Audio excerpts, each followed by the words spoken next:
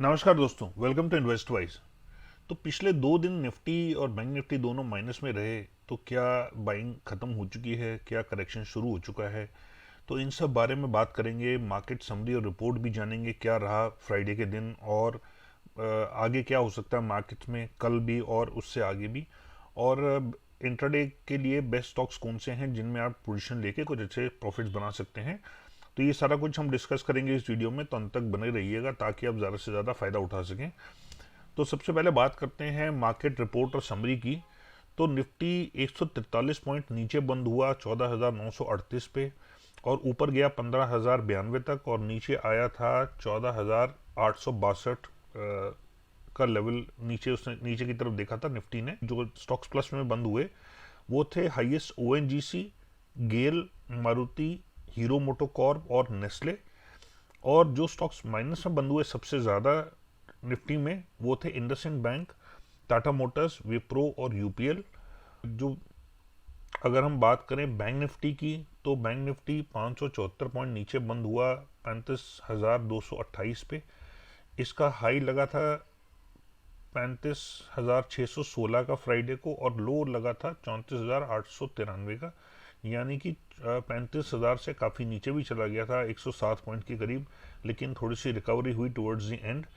तो निफ्टी जो है उसने भी खुलते ही थोड़ा सा ऊपर झटका मारा, और उसके बाद नीचे आके कुछ देर स्टेबल रहा, फिर थोड़ा सा नीचे गया काफ़ी ज़्यादा, और फिर उसके बाद थोड़ा सा रिकवरी इसने भी की। सिमिलरली मोरलेस बैंक निफ्टी का भी वैसे ही रहा कि ऊपर खुलते ही हल्का सा नीचे आया, फिर ऊपर गया, फिर नीचे आया, फिर थोड़ा स्टेबल रहा, फिर और ज़्यादा नीचे आ गया, और फाइनली टुवर्ड्स द एंड उसने भी थोड़ी सी रिकवरी करी। तो ये इसका चार्ट था। और अगर हम अब कल की बात करें, तो कल के लिए इतना बोलना चाहता हूँ कि एक तो निफ्टी और थोड़ा बहुत बैंक निफ्टी ने भी डोजी पैटर्न बनाया। हालांकि कैंडल रेड कलर की थी, लेकिन डोजी पैटर्न बनाने के कारण ये पॉसिबिलिटी काफ़ी ज़्यादा बन जाती है कि बाइंग इंटरेस्ट आ गया था। हालांकि नीचे गया था निफ्टी और बैंक निफ्टी दोनों, और लेकिन टुवर्ड्स द एंड क्लोजिंग से पहले काफ़ी अच्छी रिकवरी दिखाई दोनों ने।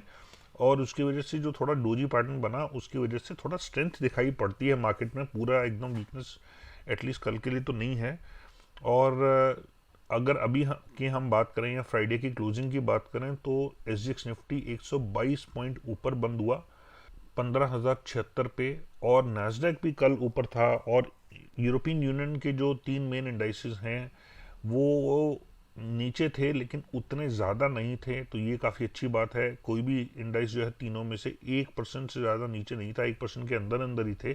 और कुछ इंडाइसेस तो काफ़ी, मतलब बहुत कम नीचे थे मार्जिनली। तो उतनी वीकनेस यूरोपियन यूनियन में नहीं थी, और उसकी वजह से नैस्डैक भी ऊपर बंद हुआ।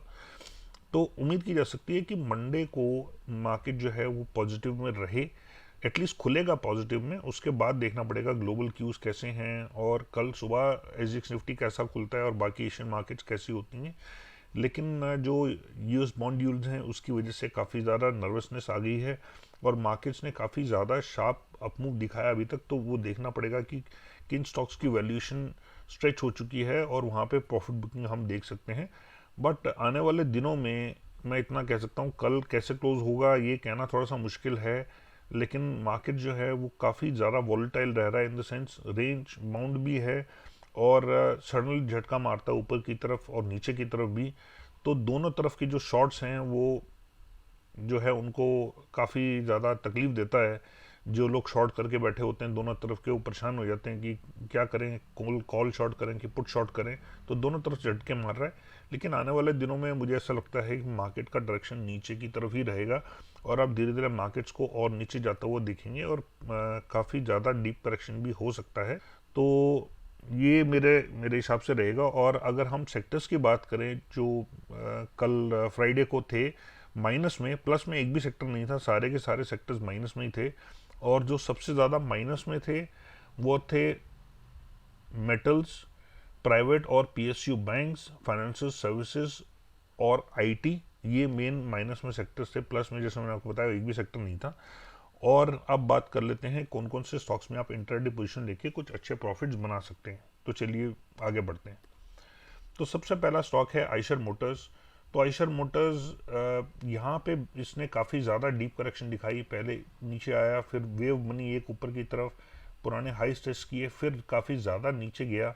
लेकिन अच्छी बात यह है कि 2500-2400 के आसपास में इसके जो पुराने सपोर्ट लेवल्स हैं वहाँ पे इसको सपोर्ट मिला है फ़िलहाल, और कई दिनों से इसने ये लेवल ब्रेक नहीं किया है। यहाँ पे सपोर्ट लेके अब ये दोबारा ऊपर जाने की कोशिश कर रहा है। तो मुझे लगता है कि ये 3000 के आसपास के या 2900 के लेवल्स जो हैं दोबारा देख सकता है। और कल यानी कि फ्राइडे और थर्सडे को भी जो मार्केट नीचे गई थी उसमें भी इसने ग्रीन कैंडल्स बनाए हैं, और अपर शेडो काफ़ी ज़्यादा लंबा था, लोअर शेडो ज़्यादा लंबा था नहीं।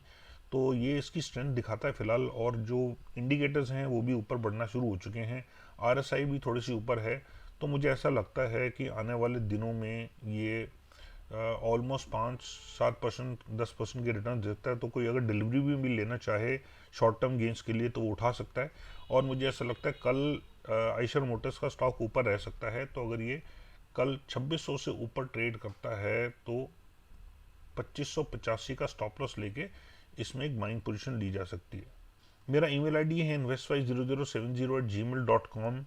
तो अगर आप अपने ब्रोकर की सर्विसेज से सेटिस्फाइड नहीं है, या आप बहुत हाई ब्रोकरेज रेट्स पे कर रहे हैं, या आपका कोई आरएम नहीं है, या आपको कोई ये गाइड करने वाला नहीं है कि कौन सा स्टॉक कब खरीदें कब बेचें, कहाँ से आप अच्छे रिटर्न्स बना सकते हैं, और कब आपको मार्केट में प्रॉफिट बुक करके निकल जाना है, कब बाइंग का अच्छा टाइम है, तो ये सब चीज़ें जो हैं ये काफ़ी इंपॉर्टेंट होती है जब आप इक्विटी मार्केट्स में होते हैं। जब तक आपको कोई अच्छा गाइड करने वाला ना हो तो आप प्रॉफिट्स या तो नहीं बनाते, आपके लॉसेस होते हैं, या आप बहुत कम प्रॉफिट्स बना के निकल जाते हैं, और इस वजह से आपका नुकसान ज़्यादा होता है और प्रॉफिट कम होता है। तो अगर आप अपने ब्रोकर को चेंज करना चाहते हैं क्योंकि आप उसकी सर्विसेज से, उसके गाइडेंस से नाखुश हैं, तो आप मुझे इस ईमेल एड्रेस पे लिख सकते हैं, और मैं आपका अकाउंट एक बहुत ही रिप्यूटेड ब्रोकिंग हाउस के साथ खुलवाऊंगा जिसमें आपके जो ब्रोकरेज रेट्स हैं वो पहले से तो कम होंगे ही होंगे, जो आप अभी दे रहे हैं उससे काफ़ी कम रहेंगे, और आपको सर्विसेज भी काफ़ी बेटर मिलेगी। और आपको मैं गाइड पर्सनली करूंगा कि आपको कब खरीदना है, कब बेचना है, किस प्राइस पे खरीदना है, किस प्राइस पे बेचना है, ताकि आप अपने प्रॉफिट्स में इजाफा कर सकें और आप अपने रिटर्न्स में फ़र्क देखिएगा कि कितना ज़्यादा फ़र्क आपको रिटर्न से मिलता है। तो अगर आप ट्राई करना चाहते हैं मुझे, तो आप इस ईमेल एड्रेस पे लिख सकते हैं मुझे, और उसके बाद हम उसको आगे ले जा सकते हैं। और अगर आप मेरे टेलीग्राम चैनल के मेंबर नहीं हैं या मुझे ट्विटर पे फॉलो नहीं करते हैं तो दोनों के लिंक डिस्क्रिप्शन में दिए हुए हैं, आप वहाँ पे क्लिक करके मुझे फॉलो कर सकते हैं। और अगर आपको वीडियो पसंद आए और इन्फॉर्मेटिव लगे और आपको लगे आपको कुछ फ़ायदा हो सकता है तो आप इसको लाइक और शेयर कीजिएगा ताकि मेरा भी हौसला बढ़ता रहे। और सब्सक्राइबर नहीं है तो सब्सक्राइब कीजिए, और बेल नोटिफिकेशन प्रेस करते समय ऑल सेलेक्ट करना मत भूलिएगा, नहीं तो आपको सारे वीडियोस के नोटिफिकेशन नहीं मिलेंगे।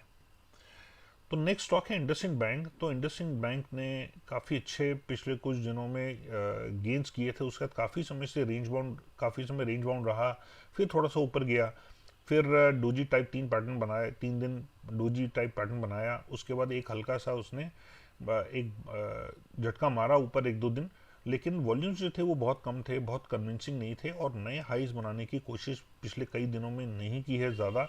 यहाँ जो एक हाई बना था वो भी 1100 से नीचे लगभग क्लोज हुआ, 1100 के आसपास ही, और उसके बाद में कुछ खास इसने मूवमेंट ऊपर की तरफ की नहीं है।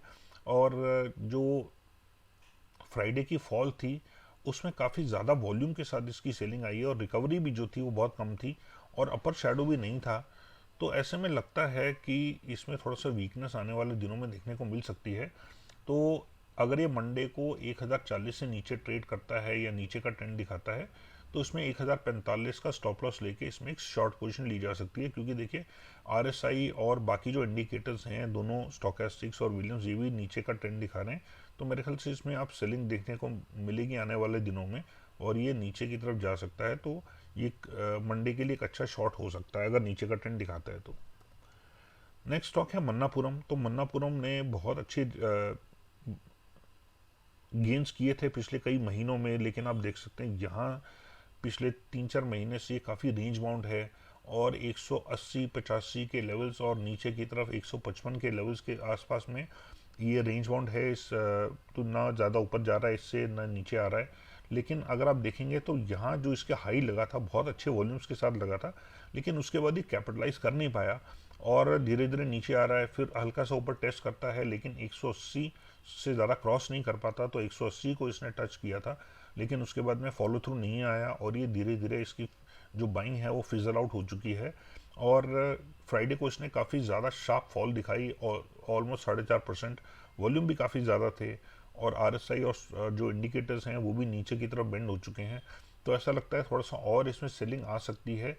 ये पहले इसको यहाँ सपोर्ट मिल गया था 165 के आसपास में, लेकिन अब देखना होगा कि 165 के आसपास में इसको और सपोर्ट मिलता है कि नहीं मिलता। तो कल अगर ये 166 से नीचे ट्रेड करे या नीचे का ट्रेंड दिखाए तो इसमें 167 का स्टॉप लॉस लेके इसमें एक सेलिंग पोजीशन ली जा सकती है। नेक्स्ट स्टॉक है नवीन फ्लोरिन। तो नवीन फ्लोरिन ने भी काफ़ी ज़्यादा अच्छे रिटर्न्स दिए हैं, खास करके 1 फरवरी जब बजट अनाउंस हुआ था काफ़ी ज़्यादा शार्प मूवमेंट किया, फिर थोड़ा स्टेबलाइज किया, फिर ऊपर गया, फिर नीचे इन लेवल्स को टेस्ट किया और फिर एक और झटका मारा ऊपर की तरफ और ये जो हाइस है पुराने इनको टेस्ट किया और लगभग इसके आसपास ही क्लोज हुआ 2800 और ऊपर की तरफ इसने ऑलमोस्ट 2950 के लेवल्स भी टेस्ट किए, लेकिन यहाँ पे काफ़ी स्ट्रॉन्ग इसको सेलिंग देखने को मिली और नीचे का लोअर शेडो भी काफ़ी ज़्यादा बना और ये ऊपर ज़्यादा क्लोज नहीं कर पा रहा है। और आप देख सकते हैं कि अच्छे वॉल्यूम्स होने के बावजूद भी ये यहाँ पे इसको स्टिफ रेजिस्टेंस मिल रहा है 2850 के लेवल्स के आसपास में। और अब ऐसा लगता है कि ये नीचे आ सकता है, कुछ प्रॉफिट बुकिंग देखने को मिल सकती है क्योंकि ऊपर फिलहाल ये नहीं जा रहा है। तो और फ्राइडे को भी ऑलमोस्ट 2.25 से ऊपर 3.25% से ऊपर नीचे बंद हुआ। तो कल हो सकता है ये नीचे का ट्रेंड दिखाए, तो कल अगर ये 2750 से नीचे ट्रेड करता है या नीचे का ट्रेंड दिखाता है तो इसमें 2760 का स्टॉप लॉस लेके इसमें एक शॉर्ट पोजीशन ली जा सकती है। और देखिए इंडिकेटर्स भी नीचे की तरफ बेंड हो चुके हैं। नेक्स्ट स्टॉक है हमारा नेस्ले इंडिया। तो नेस्ले इंडिया एक बहुत ही बढ़िया FMCG स्टॉक है और मोस्टली ये धीरे धीरे करके ऊपर जाता रहता है, लेकिन पिछले काफ़ी समय से हमने इसमें प्रॉफिट बुकिंग देखने को मिली। तो दिसंबर एंड से ही गिरना शुरू हो गया था और काफ़ी ज़्यादा इसमें गिरावट आई, तो लगभग 18,700 के लेवल से लगभग 16,000 के लेवल्स तक आ गया था, लेकिन यहाँ पे थोड़ा सा स्टेबिलिटी दिखा रहा है और धीरे धीरे करके ऊपर की तरफ इंच कर रहा है और सेलिंग जो है वो ऑलमोस्ट ऐसा लगता है ख़त्म हो चुकी है और ऊपर की तरफ बाइंग का थोड़ा झुकाव है, बाइंग की तरफ ऊपर जा रहा है धीरे धीरे, हायर हाइज हायर लोज बना रहा है। तो फ्राइडे को भी इसने काफ़ी अच्छी मूवमेंट दिखाई, लगभग 0.25% ऊपर और वॉल्यूम्स उतने खास नहीं थे, बहुत ज़्यादा स्ट्रॉन्ग नहीं थे, लेकिन जो एवरेज वॉल्यूम्स इसके रहते हैं नॉर्मली वैसे ही थे। और देखिए इंडिकेटर्स भी ऊपर जाना शुरू हो गए हैं, RSI भी ऊपर जाना शुरू हो गई है, तो ऐसा लगता है ये थोड़ा सा और ऊपर जा सकता है। तो कल अगर ये 16,800 से ऊपर ट्रेड करता है या ऊपर का ट्रेंड दिखाता है तो इसमें 16,770 से नीचे का स्टॉप लॉस लेके इसमें एक बाइंग पोजीशन ली जा सकती है। तो ये थे हमारे स्टॉक्स। आई होप आपको वीडियो पसंद आई होगी और इन्फॉर्मेटिव लगी होगी, तो इसको लाइक और शेयर कीजिएगा और सब्सक्राइब कीजिएगा अगर आप सब्सक्राइबर नहीं है। Thank you so much and take care and God bless.